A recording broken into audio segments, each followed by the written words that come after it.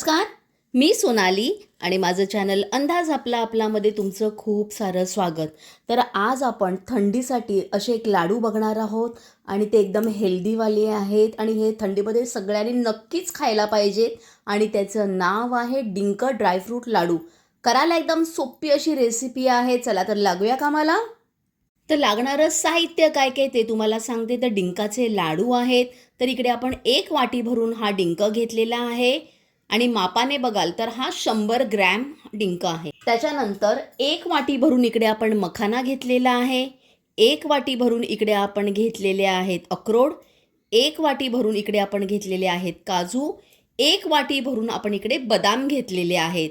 आता आपण इकडे जे मनुका घेतलेले आहेत ही अर्धी वाटी घेतलेली आहे. म्हणजे ही जी वाटी आहे ह्याचं अर्ध माप आहे ही वाली वाटी. तर इकडे आपण हाफ वाटी भरून इकडे मनुका घेतलेले आहेत.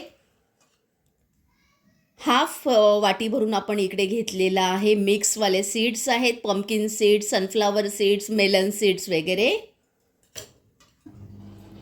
तसंच इकडे अर्धी वाटी भरून आपण रवा घेतलेला आहे. 2 वाट्या भरून इकडे आपण गव्हाचं पीठ घेतलेलं आहे. तसंच आपण 300 ग्रॅम इकडे किसलेला गूळ घेतलेला आहे. तसंच आपल्याला लागणार आहे वेलची पूड आणि जायफळ पूड. तसंच आपल्याला लागणार आहे साजूक तूप. आता आपण कृतीला सुरुवात करूया. तर मी इकडे गॅसची फ्लेम स्लो ठेवलेली आहे आणि त्याच्यात 2 चमचे तूप टाकून घेतलेलं आहे. आता आपण काय करूया, त्याच्यात हे जे सगळे ड्रायफ्रूट आहेत हे परतून घेऊया. बदाम, काजू आणि अक्रोड ह्याला आपल्याला मंद आचेवर छान परतून घ्यायचं आहे. 2 ते 3 मिनिटं झालेली आहेत. आपण ह्याला छान परतून घेतलेला आहे तुपामध्ये. आता आपण काय करूया, ह्याला एका प्लेटमध्ये काढून घेऊया. आता आपण काय करूया, परत ह्याच्यात तूप टाकून घेऊया आणि ह्याच्यात आपण मखाना परतून घेऊया. तर ह्याला देखील आपण तुपात मस्त कुरकुरीत असं करून घेतलेलं आहे. तर आता एका वाटीत मी ह्याला काढून घेते. हे बघा. आता परत एकदा आपण काय करूया, ह्याच्यात तूप घालून घेऊया आणि हे मिक्स सीड्स आहेत हे आपण परतून घेऊया. ह्याच्यात तीळ देखील आहे. हे देखील आपलं छान परतून झालेलं आहे तुपात. तर ह्याला देखील मी वाटीत काढून घेते. परत एकदा आपण ह्याच्यात थोडंसं तूप टाकून घेणार आहोत आणि या ज्या मनुका आहेत या देखील आपण परतून घेणार आहोत. ह्याच्याबरोबर तुम्ही काळ्या मनुका देखील घेऊ शकता. तर मनुका आता आपण एका वाटीत काढून घेऊया. हे बघा. आता परत ह्याच्यात आपण तूप टाकून घेऊया आणि थोडा थोडा डिंक ह्याच्यात आपण तळून घेऊया.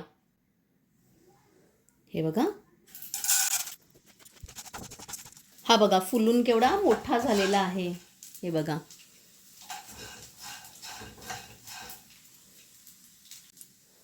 तर ह्याला आपण आता एका प्लेटमध्ये काढून घेऊया. असाच मी बाकीचा राहिलेला सगळा फ्राय करून घेते. हा बघा, डिंक फ्राय करून झाल्यावर हा असा दिसतो. आता राहिलेला मी बाकीचा देखील असाच फ्राय करून घेते. आता आपण काय करूया, परत एकदा तूप घालून घेऊया आणि ह्याच्यात आपण रवा भाजून घेऊया. रवा देखील आपल्याला खमंग असा भाजून घ्यायचा आहे. हे बघा, हा बारीकवाला रवा मी घेतलेला आहे.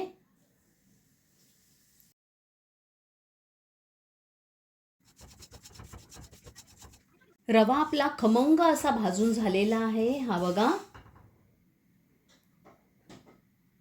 तर आता आपण काय करूया, ह्याला एका प्लेटमध्ये काढून घेऊया. हा बघा, रवा आपण छान खमंग असा भाजून घेतलेला आहे. जर आपण कच्चा ठेवायचा नाही आहे. आता आपण परत एकदा ह्याच्यात तूप टाकून घेऊया.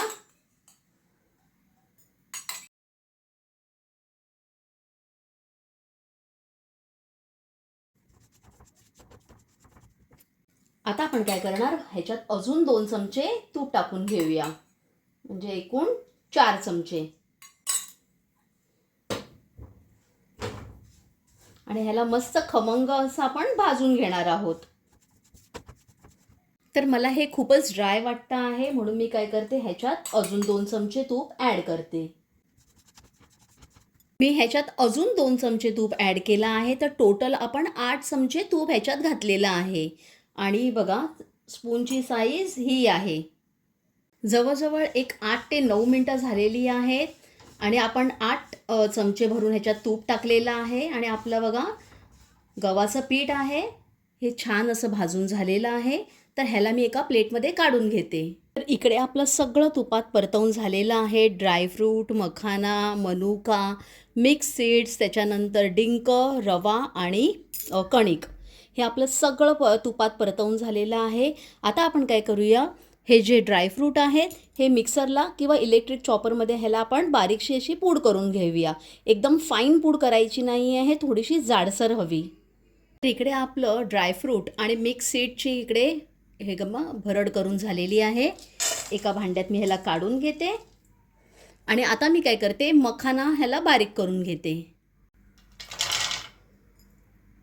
तर इकडे आपली मखाण्याची देखील पावडर करून झालेली आहे, ही देखील आपण ह्याच्यात ॲड करूया. तर इकडे काय आहे, हा बघा अर्धा डिंक मी घेतलेला आहे. तर हा अर्धा डिंक मी हाताने कुस्करून ह्याच्यात ॲड करणार आहे. आणि अर्धा जो डिंक घेतलेला आहे ह्याला मी बारीक पावडर करून घेणार. हे बघा, डिंक देखील आपला बारीक झालेला आहे. हा उरलेला जो डिंक आहे हा आपल्याला हातानेच कुस्करून ह्याच्यात ॲड करायचा आहे. आता याच मिश्रणात आपण रवा आणि कणिक देखील ॲड करणार. आता ह्याच्यात आपण मनुका ॲड करूया, तसंच वेलची पूड आणि थोडीशी जायफळ पूड. व्यवस्थित मिक्स करायचं आहे आणि ह्याला असंच बाजूला ठेवून द्यायचं आहे. तर आता आपलं हे मिश्रण मस्त मिक्स करून झालेलं आहे. आता आपल्याला काय करायचं आहे, जो 300 ग्रॅम आपण गूळ ठेवलेला आहे तो आपल्याला मेल्ट करायचा आहे आणि ह्याच्यात ॲड करायचा आहे. तर मगाचंच भांडं आपण घेणार आहोत आणि त्याच्यात आता आपण 2 चमचा तूप ॲड करणार. ह्याला आपल्याला पाक वगैरे करायचं नाही आहे, ह्याला फक्त आपल्याला वितळवून घ्यायचं आहे. कोणी या डिंकाच्या आणि ड्रायफ्रूटच्या लाडूमध्ये खोबरं देखील ॲड करतात, म्हणजे सुकं खोबरं. पण मी माझ्या घरात विदाऊट खोबरं वापरूनच बनवते, म्हणून मी तसं दाखवलेलं आहे. जर तुम्हाला सुकं खोबरं आवडत असेल टाकलेलं तर तुम्ही 1 वाटी किसून नक्कीच टाकू शकता. फक्त थोडं तुपावर त्याला भाजून घ्या. गूळ बघा आपला हा मेल्ट झालेला आहे.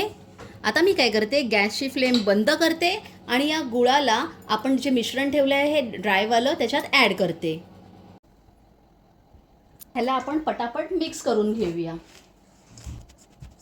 आणि गरम असतानाच ह्याचे आपल्याला लाडू करून घ्यायचे आहेत. काय करायचं आहे, हाताला थोडंसं आपल्याला तूप लावून घ्यायचं आहे